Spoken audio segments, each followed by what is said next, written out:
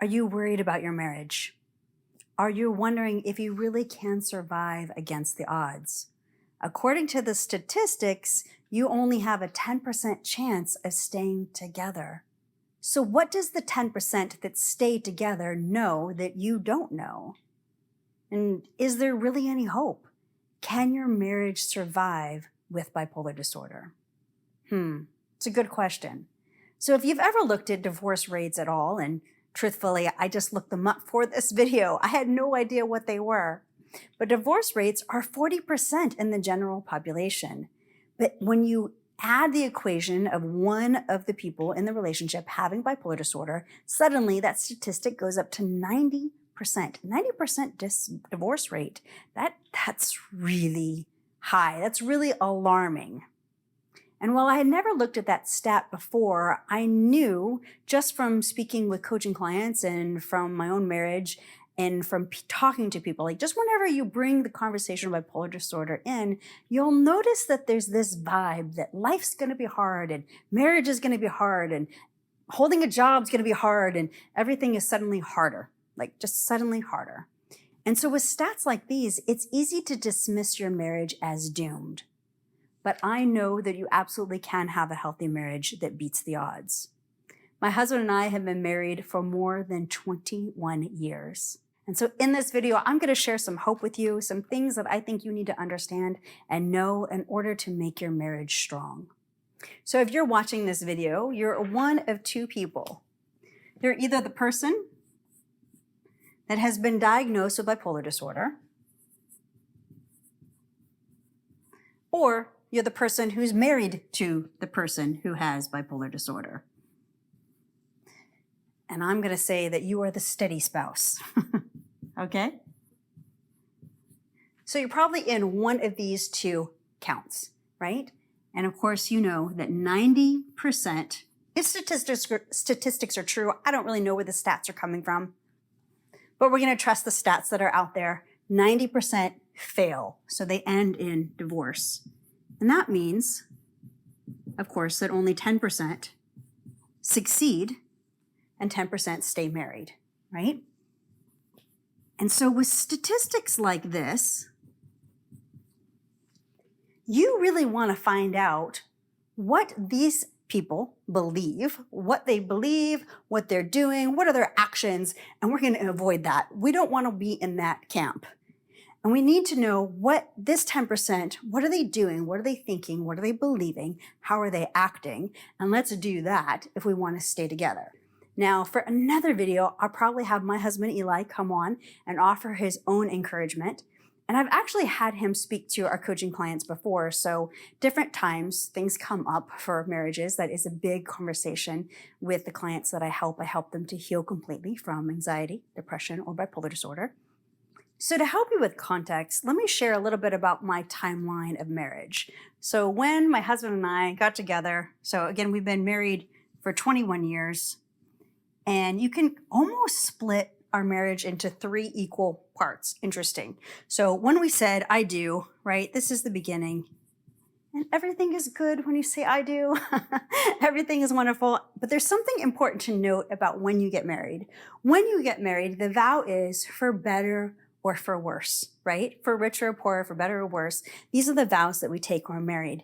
And it's interesting because when you get married, you are only thinking about the better part, right? You're only thinking about the for better. You're only thinking about the for richer. You don't really think about the for worse part. You say that, but that is definitely not the part that your dreams are made of, right? And so we said, I do, and I was not aware that I was dealing with bipolar disorder. That didn't come until 7 years later, okay? So during these, when I said I do, I suspected something was off, but it looked a lot different 21 years ago. Like you couldn't just Google symptoms and you weren't self-diagnosing. Self-diagnosing was not a thing 21 years ago. So I definitely was dealing with it, but didn't know that I was dealing with it. And the diagnosis for us didn't come until right here. So 7 years in, now it's worse. Now we are in no longer the for better, we are in for worse. And to understand that for me, this came with the hospitalization. So if you've never watched any of my videos before, this is the first time on my channel, welcome.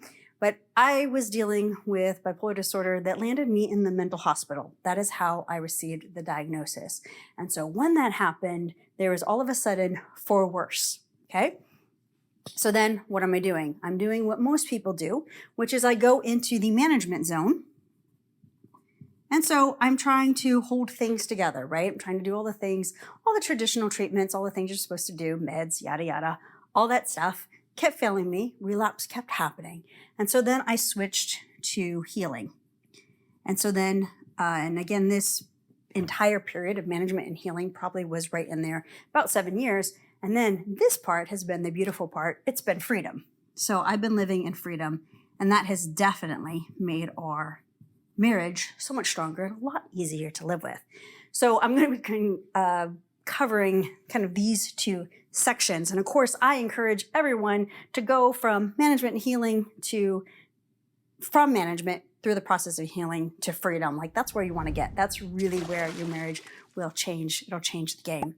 But I want to make sure that you understand that when I go through this timeline and I look at this moment when my husband and I said, I do, at that time, we had made a decision, and it was part of this game-changing being in the 10% that are still married. So when we got married, when we said, I do, we were both Bible-believing, God-fearing individuals. And we had discussed what marriage would look like. We had discussed the fact that many of our family members, many people that we knew had suffered through divorce. And so we talked about that. And we made a commitment that we were going to be together forever, like we were staying together. Divorce was not an option. This is an important part to understand because we had already decided we will not get divorced. We will be staying together. And so when the worst came, when that diagnosis came, when hospitalizations came, when we started on that medication roller coaster of up and down and trying to find a cocktail that would work, we were already committed. We were already going through, we're going to stay together. We are not getting divorced. And so that is an important part. That commitment came back at the beginning. And no matter where you are on the timeline of your marriage, that's the part that you need to come to. Because when you look at what's happening here, the difference, this 90% entertain the idea that divorce might be the better option. They're the ones that are at night are thinking, oh, maybe it would just be better if we were apart. And this can go both ways. Again, you've got two people in this situation, right? So you've got the person that's dealing with bipolar disorder. When this person who's dealing with it, so if I was back then, again, it was not an option, but I heard from so many of our coaching clients, what happens is they start thinking about how they are. They realize they're not normal, right? There's something abnormal. It is a disorder, right? And so at night they're thinking, oh, this is hard. I'm making my marriage hard. And they start entertaining these ideas of maybe it would just be better if my spouse was without me. Like he would be better off or she would be better off if we were no longer together. It'd be better for the kids if they didn't have to put up with me all the time. And these are the kinds of thoughts that are entertained. And in our culture right now, this is acceptable. And no one would blame you if you were to get married. So if my husband at this point, when this happened, if he would have said, Splitsville, said, I'm out, no one would have blamed him. No one would have blamed him, period, anymore, because divorce is just a thing that it's just, that's a whole different conversation. Okay, but no one would have blamed him knowing that I had been diagnosed with bipolar disorder. They were like, oh, yeah, she's crazy. Don't worry about it. It'd have been no big deal. But the 10%, they take this option off the table. Divorce is no longer an option. It's no longer an option.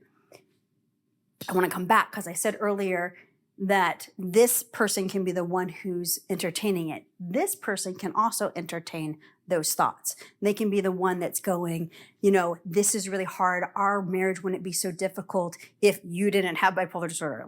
So if those are the thoughts that this person's having to go and they're throwing that around, our marriage would be healthy if you weren't unhealthy, or our marriage would be better if I wasn't having to deal with this, or it's too much. I can't handle this. All of that can throw you into this 90% that's in the danger zone. And so you need to be aware that, again, these kinds of problems can come from either side, but you have to both get on the same page to go, it's no longer an option. And this is true in any demographic. If you look at people who have been married for 40, 50, 60 years, They're not debating with themselves or talking with their friends over should I or should I not stay married, right? They're not having this conversation. When you look at people that have been married for a long time, in their head, they made a decision for better or worse, and they decided divorce is not an option. Like they're not even discussing it. And that seems like such a small thing, but it is huge because once that decision is made, and it's a decision, I decide, I'm no longer looking at the divorce side, I'm only looking at the stay married side, everything after that changes. It's much like the same first step that I share, and I share that in my masterclass. It'll be in the description. When I talk about the 5 steps that are needed for healing, the very first is to decide that you believe for healing. Like once you believe for healing from bipolar disorder, everything after that changes. And I understand even like so many people have a hard time grasping that because everywhere they look, they've been told it's not possible. It's not possible. And so they just believe it's not possible. So the first step is to go, I believe my Bible. My Bible says it's possible. When you go there, then everything changed. That was the inciting moment for me. That was the moment that once I decided I'm going to believe for my own healing, God, how do I heal? That's how things changed. And so for you with marriage, you've got to decide divorce is not an option. We're staying together. We're going to stay together. And once you make that decision, now you can take the steps towards a healthy marriage. Where does such a strong conviction come from? There's no room for divorce. We're staying together. It really comes from the Word of God. And before you throw the phone across the room, you have to read it, okay? Don't believe me or some blog article written by someone who hasn't even read the Bible. Go read it for yourself. And what I would suggest that you check out is, for starters, is Matthew 19 and Matthew 5. But let's go to Matthew 19 and look at this, okay? We are going to start with Pharisees. We're going to start with verse 3, where the Pharisees come in and they're trying to trap Jesus. And he says, and Pharisees came up to him and tested him by asking, is it lawful to divorce one's wife for any cause? He answered, have you not read that he who created them from the beginning made them male and female, and said, therefore a man shall leave his father and his mother and hold fast to his wife, and the two shall become one flesh. So they are no longer two, but one flesh.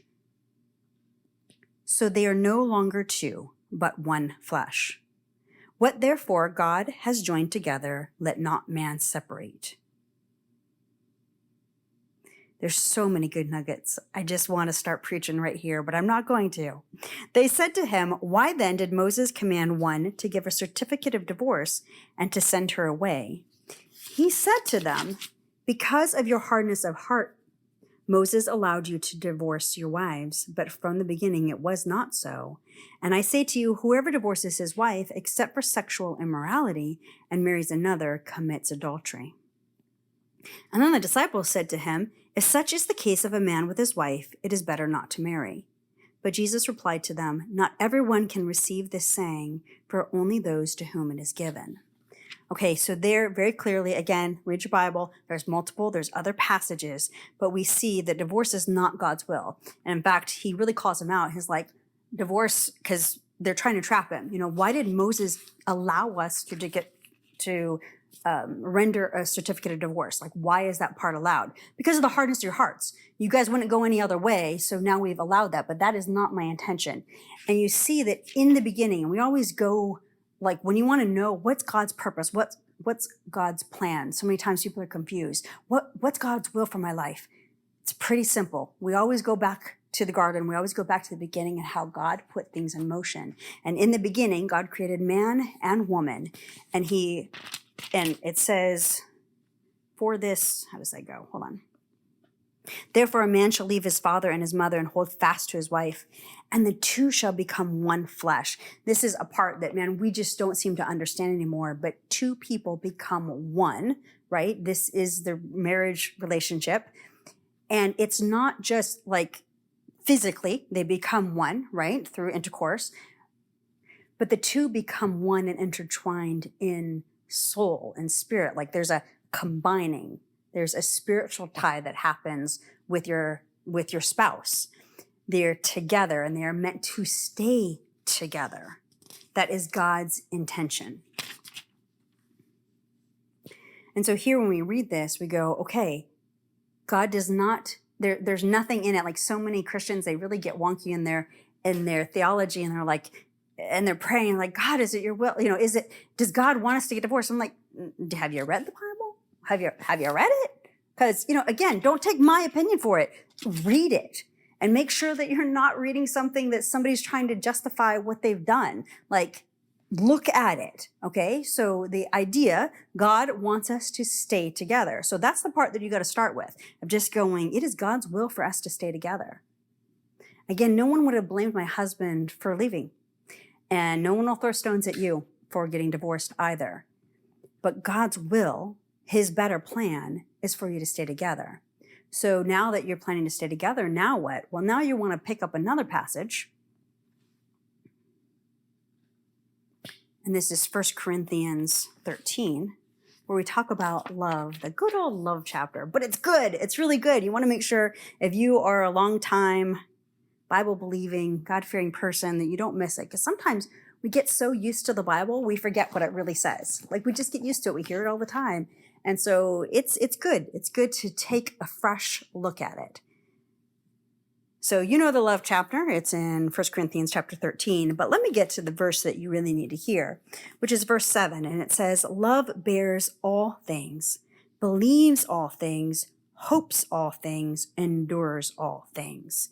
That is so important. Love bears all things, believes all things, hopes all things, endures all things.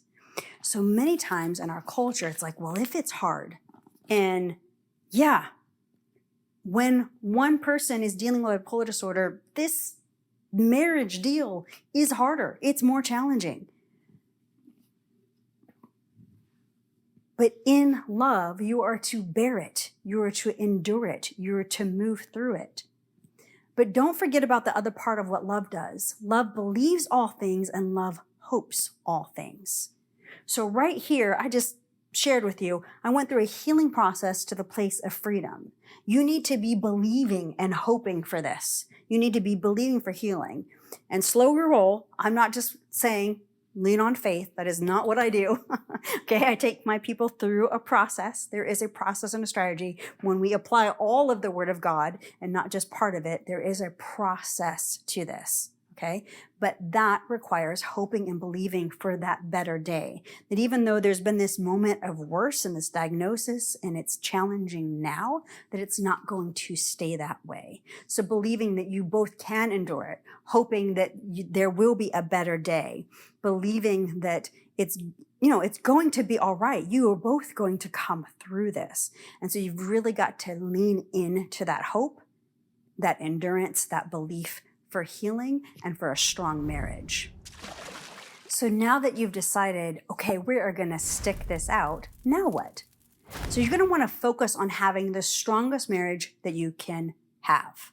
And so for the one who's diagnosed with it, you really want to first focus on managing it. That's the first thing. Like if this thing is tearing up your life, then yeah, you want to manage it better. You do not want to ignore it. But you probably, if you're watching this, you probably are managing it. You're probably not in the camp that you're ignoring it, right? You wouldn't be watching a video like this if you were ignoring it, okay? But really where you want to focus your attention, because basically for management, you have to focus all kinds of energy and effort into it. Like you're doing all these things, you're putting time into it, you're putting energy into it, when you could spend that time and that effort and that energy into healing. And then you wind up coming out on this side in freedom. And so it's a whole lot better, okay? So if you are this person, then you need to get into the role of management and then move past that into healing. And so be working for healing. Now for the spouse that is steady, okay, so the person that's not dealing with this issue, one of the biggest things you can do, and I know this is where my husband comes in big time, okay, so we love, again, I'll have him on probably another time. This is the place where you have to be supportive, that you have to say, no matter what, we're staying together. You have to be incredibly understanding, and you have to be resolute on staying together. Because on this journey, on this road to healing, there's going to be days when the person who's dealing with bipolar disorder feels like a burden.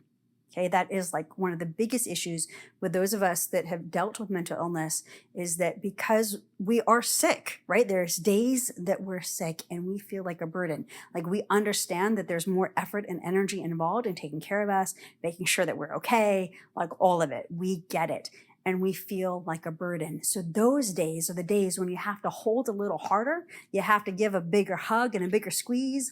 And sometimes it takes a little bit more effort and energy on your part to just, lighten the mood. Like, hey, let's go take a walk. And so that's the role of this person.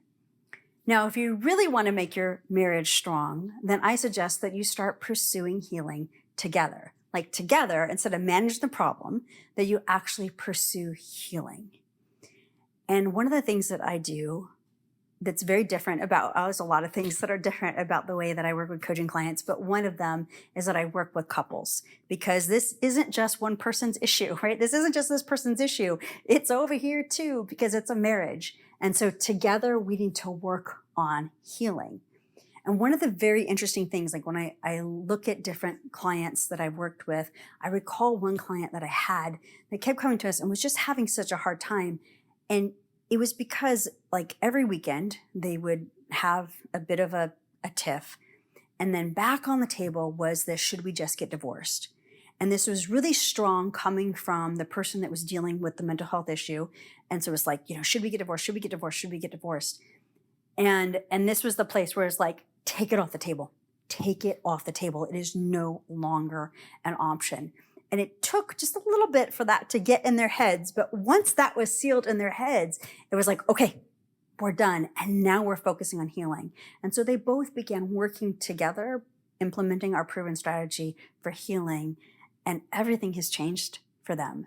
Because when you have two people that are steady, so now this changes out to steady. Now you have a beautiful marriage. And yes, this takes time. And again, it takes a proven strategy.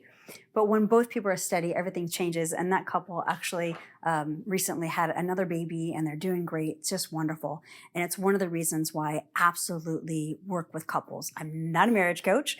I'm an emotional mastery coach, but it changes marriages, because when two people, when they change their lives together, their marriage gets stronger. It's it's one of those wonderful benefits that happens. And then on the other side of healing, you now get to focus on building dreams together. And I just want to take a minute to remind you of 1 Corinthians 13, verse 7. Love bears all things, believes all things, hopes all things, endures all things. At the beginning, it's going to feel like you're bearing and enduring all these things. But it's also that time to begin believing all things and hoping for all things and moving together towards healing. If my husband Eli would have failed to push through the times of sickness, he would have never been able to enjoy this side when I'm healthy. I hope this video has encouraged you to stick it out and to work together towards healing. And now that you know that you can beat the odds, the best way to do that is to heal. And in this video, I speak about my healing journey. And I discuss the strategy that I used so that you and your spouse can find freedom too. The description's in the masterclass. Okay, so watch that together.